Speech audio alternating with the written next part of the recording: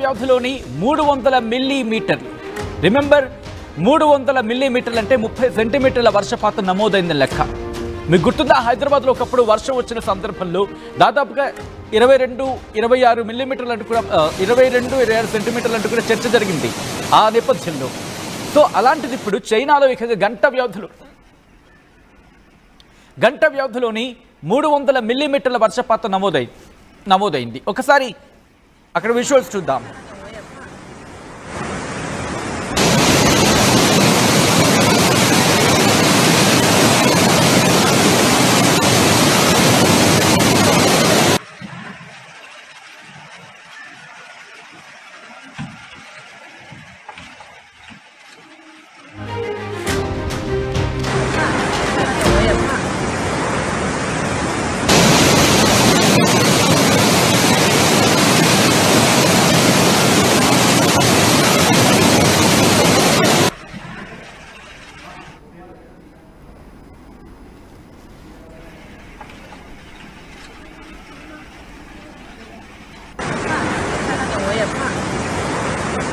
一八年特大暴雨的时候，这好像都这么暗。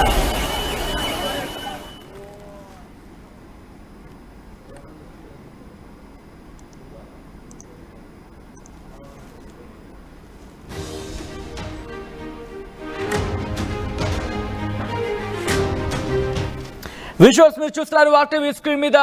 పూర్తిగా రోడ్ల మీద ఏ స్థాయిలో వర్షపు నీరు నిలిచిపోయిందో, దాంతోపాటు ఎక్కడ చూసినా నడుంలోతు నీరు. కొన్ని ప్రాంతాల్లో అయితే మీరు చూడొచ్చు, కొన్ని ప్రాంతాల్లో అయితే ఎటువంటి పరిస్థితులు ఉన్నాయనేది ఇక్కడ మీరు చూస్తే ఒక బ్రిడ్జ్ లాగా మీకు కనిపిస్తుంది. ఇగో ఎంత దారుణమైన పరిస్థితులు. అవన్నీ కూడా నగరాల్లో మోకాలే లోతు నీరు కాదు, ఏకంగా నడుం లోతు నీరు. అక్కడ కార్లు వెళ్ళే పరిస్థితులు కూడా లేని సిచ్యువేషన్.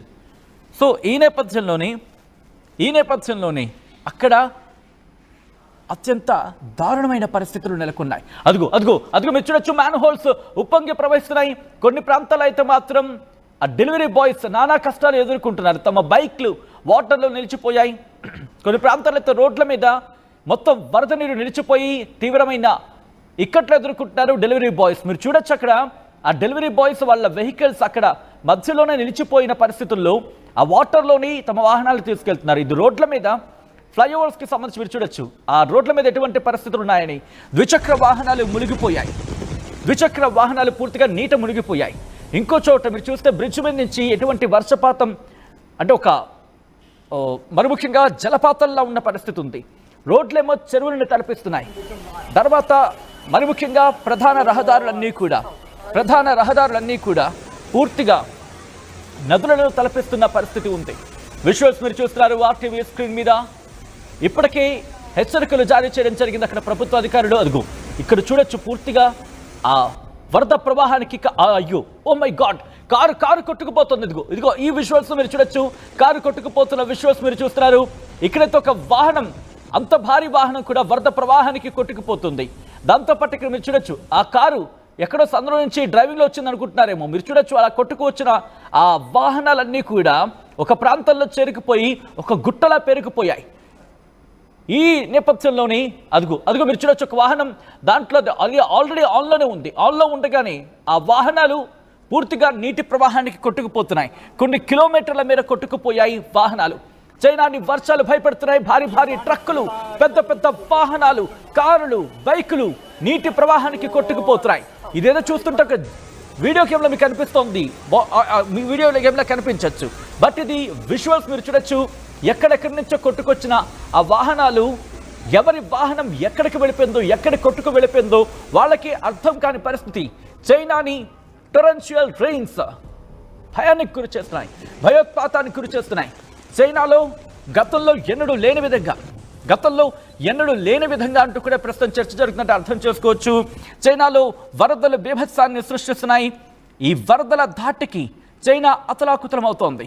చైనా ప్రభుత్వం, షీ జిన్పింగ్ ప్రభుత్వం అక్కడ ప్రజల్ని కాపాడేందుకు ఇప్పటికీ రంగంలోకి దిగింది. ప్రపంచ దేశాలతో పోల్చితే చైనా ఎంత అభివృద్ధి చెందిన దేశం మాట్లాడుకుంటుంది, ఆ దేశమే మాట్లాడుకుంటూ ఉంటుంది అన్ని రంగాల్లో కూడా. ఇన్ఫాక్ట్ టెక్నాలజీని కూడా చాలా వేగంగా అందిపుచ్చుకొని ఎవడైనా ఒకటి కనిపెట్టాడంటే దాన్ని కాపీ చేసేయగల టెక్నాలజీతో ముందుకు వెళ్ళిపోతూ ఉన్న ఈ చైనాకి ఇప్పుడు అదే కాపీ పేస్ట్లో కనిపిస్తున్నాయి. ప్రపంచంలో భారీ వర్షాలు పడితే వాటిని కాపీ పేస్ట్ చేశారా, వాటిని ఇక్కడ మళ్ళీ ఏమంటారు రిక్రియేషన్ అంటూ ఉండ కదా, అటువంటిది ఏమైనా చేశారా అన్నట్టుగా అనిపిస్తున్న విజువల్స్ ఇవన్నీ కూడా మీరు చూడొచ్చు. పెద్ద పెద్ద చెట్లు నేల కూలిపోయాయి, ఎక్కడెక్కడి నుంచో వాహనాలు కొట్టుకొచ్చేసాయి. ప్రకృతి వైపరీత్యం, వరదలు చైనాని అతలాకుతలం చేస్తున్నాయి. గుజరాత్ ప్రావిన్స్లో 60,000 మందిపై ఈ వరద ప్రభావం చూపించింది. దాంతోపాటు ఇంకా మాట్లాడుకుంటే వ్యవసాయంలో డ్రోన్లను ఉపయోగించిన చైనా ఇప్పుడు తమ ప్రజలని కాపాడడానికి ఆ డ్రోన్లను ఉపయోగించాల్సి వస్తుంది. మీరు చూడొచ్చు, ఒక వ్యక్తి తన కారును వదిలేసి సురక్షిత ప్రాంతాలకు వెళ్ళిపోయే ప్రయత్నం చేస్తున్నాడు. ఇక్కడ ఈ విజువల్స్ మీరు చూడొచ్చు, అవి ఆ రోడ్ల మీద బోట్లను వాళ్ళు ఉపయోగించడం జరుగుతోంది. రోడ్ల మీదకు వాటర్ బోట్స్ని తీసుకొచ్చి వాళ్ళు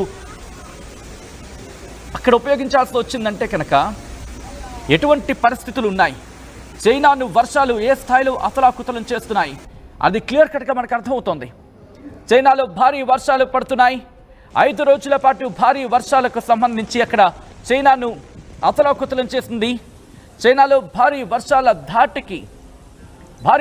ధాటికి అక్కడి ప్రజలు తీవ్ర ఇక్కట్లు ఎదుర్కొంటున్నారు. ఒకసారి అక్కడ పరిస్థితులు చూద్దాం.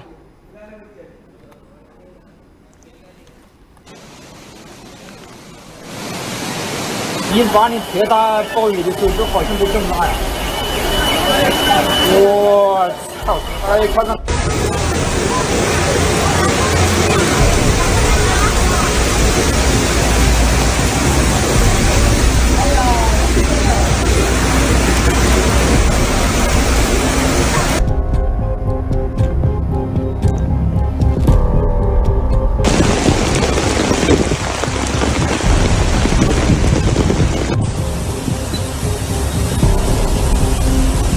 ！మీరు చూడొచ్చు, చైనాలో భారీ వర్షాలు పడుతున్నాయి. మరి ముఖ్యంగా కూంచోలో ఫ్లడ్ రిలీఫ్కి సంబంధించి మాట్లాడుకుంటున్న సందర్భం వాలంటీర్స్గా అక్కడ ప్రతి ఒక్కరు కూడా రంగంలోకి దిగుతున్నారు. దాంతోపాటు అక్కడ ప్రజల్ని కాపాడే ప్రయత్నం చేస్తున్నారు. గత వారం రోజులుగా రోంగ్జియాంగ్ కౌంటీకి సంబంధించి మాట్లాడుకున్నాం. అంటే సౌత్ వెస్ట్ చైనాకు సంబంధించి గుజౌ ఈ ప్రాంతాలకు సంబంధించి ప్రస్తుతం భారీ వర్షాలు, భారీ వరదలు ఆ ప్రాంతాన్ని పూర్తిగా ఆ కౌంటీలో లార్జెస్ట్ టెంపరరీ షెల్టర్ ప్రస్తుతం ఏర్పాటు చేసిన పరిస్థితి ఉంది. అక్కడికి వెళ్ళారు కొంతమంది. అక్కడ ఏం మాట్లాడుతుందంటే కనుక ఇటువంటి డిజాస్టర్, ఇటువంటి విపత్తు గతంలో ఎప్పుడూ లేదు అంటూ కూడా వాళ్ళు మాట్లాడుతున్నారు. దాంతోపాటు అక్కడ దుకాణాలని బంద్ ఆఫ్ కోర్స్ దుకాణాలు కాదు కదా, జనజీవనం పూర్తిగా అస్తవ్యస్తం అయిపోయింది. అక్కడ మీరు చూడొచ్చు, 2వ అంతస్తు నుంచి వరద ప్రవాహం గతంలో ఎన్నడూ లేని విధంగా ఆ వర్షం అక్కడ పడుతోంది. ఆ ఫ్లడ్కి సంబంధించి మాట్లాడుకున్న సందర్భం. మరి దాంతోపాటు చాలా రేర్ కండిషన్స్. 50 ఏళ్లలో మొట్టమొదటిసారి 50 ఏళ్ళు రిమెంబర్, బహుశా 50 ఏళ్ల క్రితం ఎవరైనా చైనా వరదలు చూస్తుంటే కనుక వాళ్లకు సంబంధించి బహుశా అక్కడ అవగాహన ఉండుండొచ్చు. అప్పుడు ఎటువంటి విపత్తు చైనా చవి చూస్తుంది. ఇప్పుడు 50 ఏళ్ల తర్వాత ఇటువంటి సందర్భం అంటూ కూడా. మరి ముఖ్యంగా కొండలనేమో పిండి చేసేస్తోంది. పిండి ఇన్ ద సెన్స్ పూర్తిగా అక్కడ మట్టి కొట్టుకుపోతోంది. ఎప్పుడైతే నాని ఉంటుందో మట్టి, ఆ రాళ్ళు ఏమవుతాయి, కిందకు కొట్టుకు వచ్చేస్తాయి. నాని ఉన్న కొండలు కిందకు పడిపోతున్నాయి. దీనితో కొండ చర్యలు విరిగిపడుతున్న ఘటన. ఆ వరద ప్రవాహం కొండల ప్రాంతం నుంచి పడుతున్న వరద ప్రవాహం అక్కడ కొండ ప్రాంతంలో నిర్మించుకున్న ఇళ్లలో చేరుకొని ఆ ఇళ్ల లోపల నుంచి, ఆ ఇంటి లోపల నుంచి ఒక ఫౌంటైన్ లాగో లేకపోతే ఒక జలపాతం లాగో కిందకు పడుతున్న పరిస్థితులు ఉన్నాయి. దీంతో ఎక్కడ చూసినా చైనాలో కొన్ని ప్రాంతాల గురించి మాట్లాడుకున్న సందర్భంలో భీకర వర్షాల ధాటికి ప్రజా జీవనం పూర్తిగా స్తంభించకపోయింది. దాంతో వాళ్ళందరూ ఒకటే అంటున్నారు. మరి ముఖ్యంగా వేలాది మందిని జూన్ 24న పీక్స్కి చేరుకుంది. దాదాపు వారం రోజులు గడుస్తోంది. అయినా ఇంపాక్ట్ కొనసాగుతోంది. ఇంకా అక్కడో ఇక్కడో ఇప్పటికే 30,000 మంది, రిమెంబర్ ఒకటి కాదు ఇద్దరు కాదు, ఏకంగా 30,000 మందిని సురక్షిత ప్రాంతాలకు తరలించాల్సి వచ్చినట్టు అర్థం చేసుకోవచ్చు. భారీ వర్షాల కారణంగా సెంట్రల్ చైనాలో భారీ వర్షాల కారణంగా 2 మరణించినట్టుగా కొన్ని రిపోర్ట్లు చెప్తున్నాయి. దాంతోపాటు ఈ హెనాన్ ప్రావిన్స్కి సంబంధించి 9 గంటలు సాయంత్రం 9 గంటల నుంచి అలాగే మిడ్ నైట్ వరకు కూడా సోమవారం అక్కడ స్టేట్ న్యూస్ ఏజెన్సీ వాళ్ళు రిపోర్ట్ చేస్తున్నట్టు కూడా కొన్ని అంతర్జాతీయ న్యూస్ అవుట్లెట్స్ కోట్ చేయడం జరుగుతోంది. కొద్దిసేపట్లోని short term extremely heavy rainfall, Taiping కావచ్చు లేకపోతే ఇలాంగ్ పింగ్ కావచ్చు,